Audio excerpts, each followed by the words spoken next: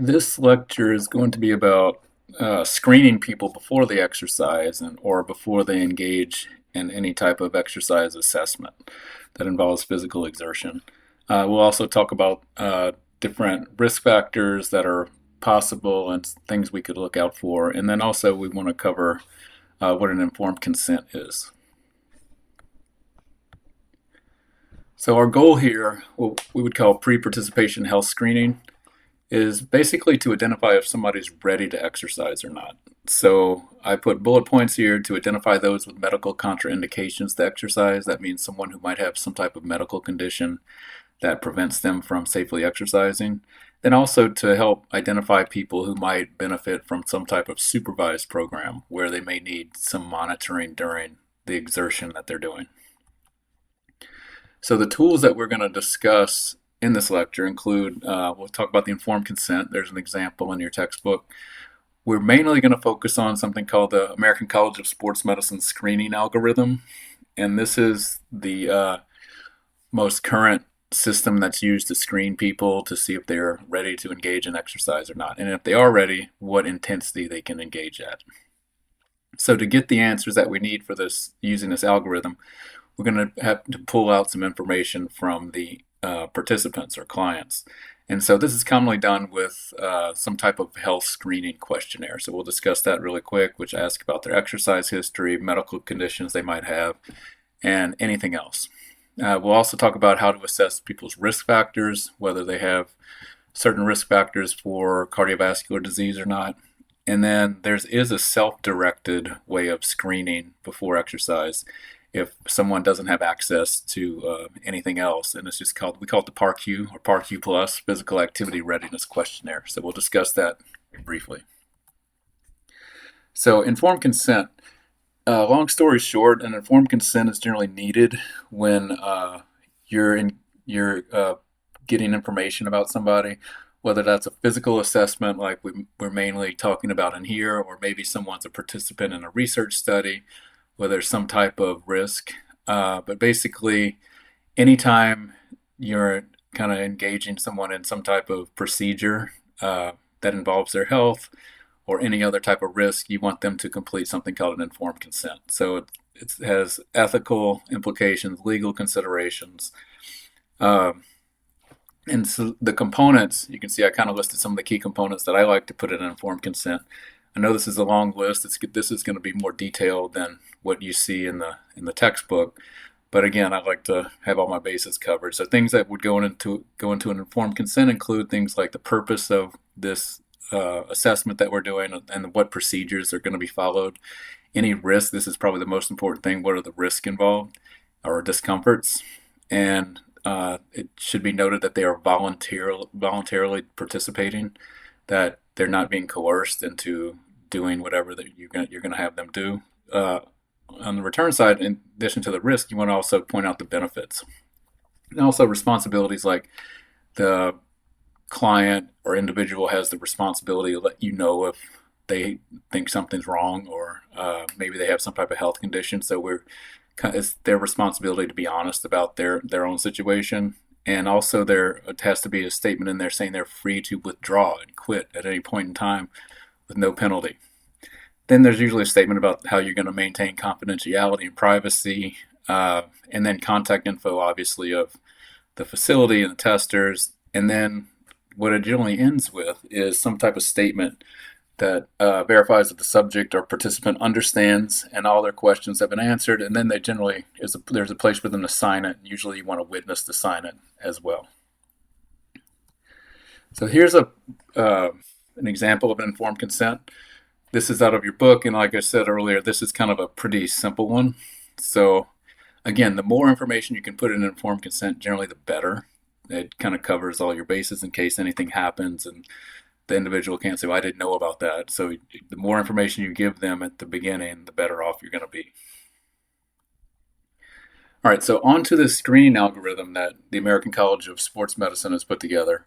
Like I said earlier, it is used to determine if someone needs medical clearance, and then also if they do need medical clearance, or even if they don't, what type of exercise they can safely participate in, generally referring to the intensity. Can they engage in moderate intensity or vigorous or both? But it just depends on how they on the information that's pulled out of them. So the information that you're getting, as we said earlier, is generally received from some type of questionnaire, some type of health screening questionnaire, or an interview.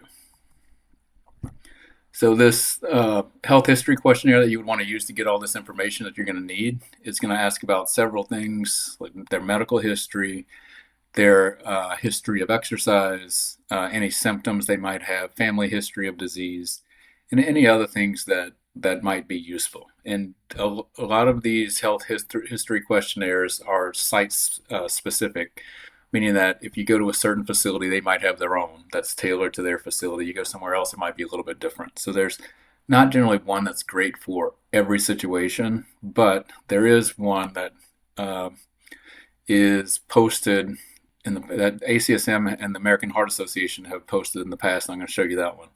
But this American Heart Association ACSM questionnaire is asked about all these things, and it's a good one to use if you don't want to make your own and you just want to use something that's been out there and established. It's fine to use it. You may want to just tweak it a little bit to update some of the information on it. So this is the one I was talking about. So you can see it's a pretty simple questionnaire, and it asks about any of these things that the person might have come across. I can ask them their age, their health history, history of exercising, etc.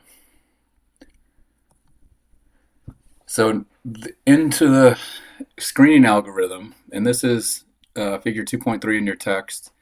I like to think about this in 3 different steps. So first of all, you want to identify whether or not the person regularly participates in exercise.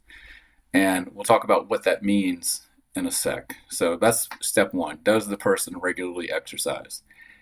Step 2 is determine whether or not the person has documented or known cardiovascular, metabolic, or renal disease. And again, this can be obtained from the questionnaire.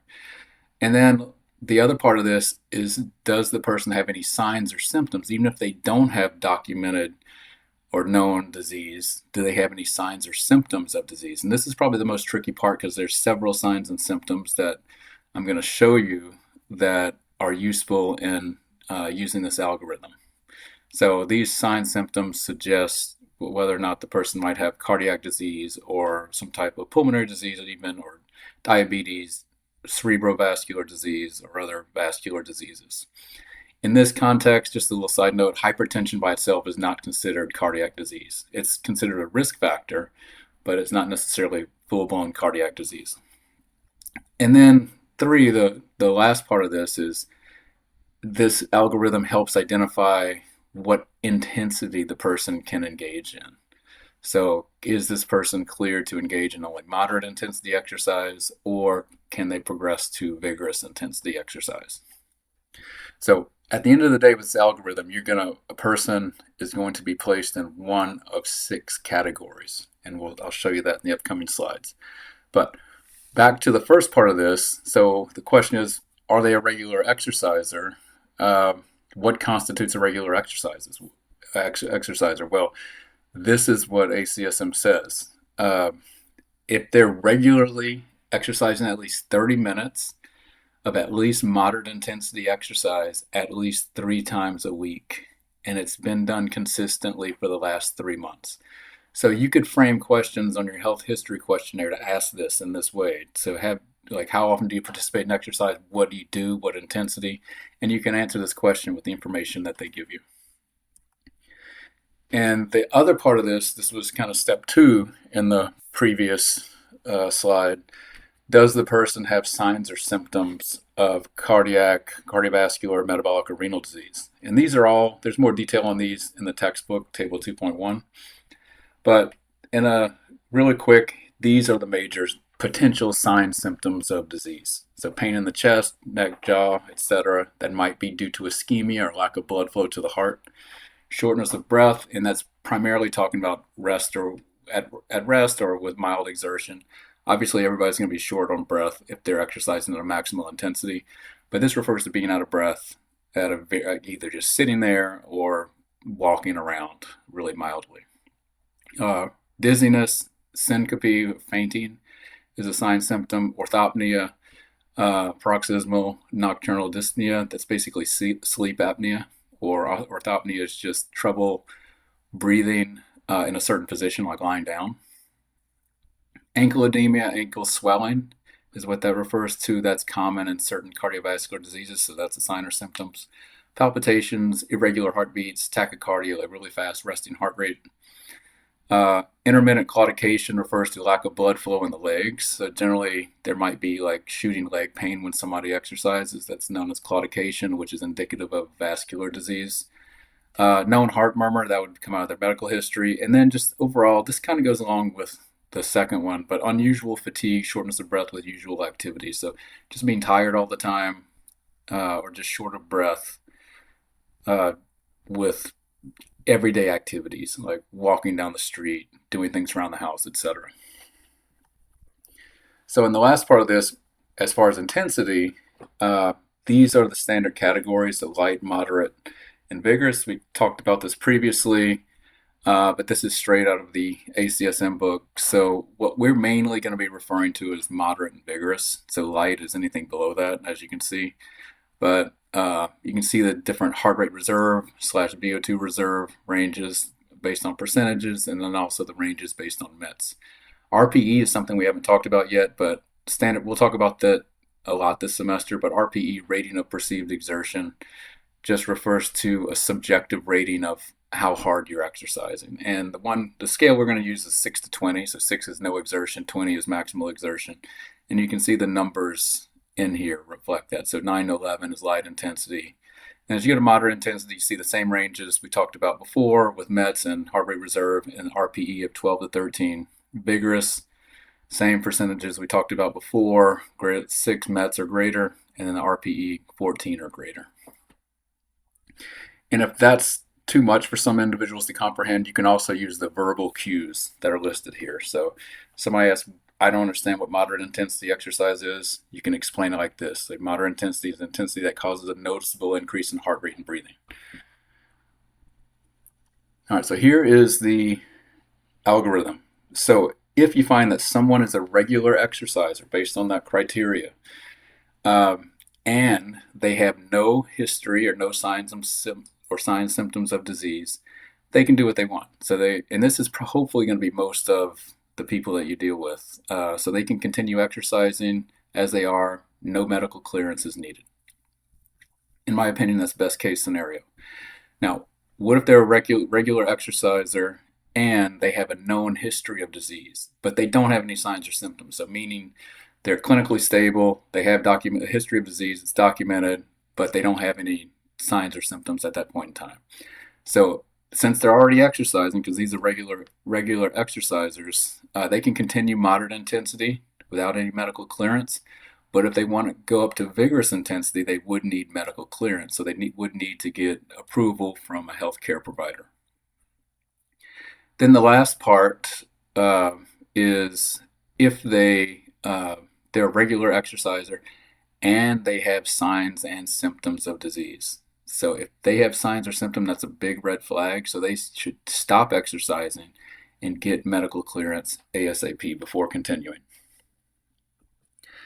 And then for the non-regular exercisers, if they have no history of disease, no signs or symptoms, they can begin with the light intensity to moderate intensity without having medical clearance.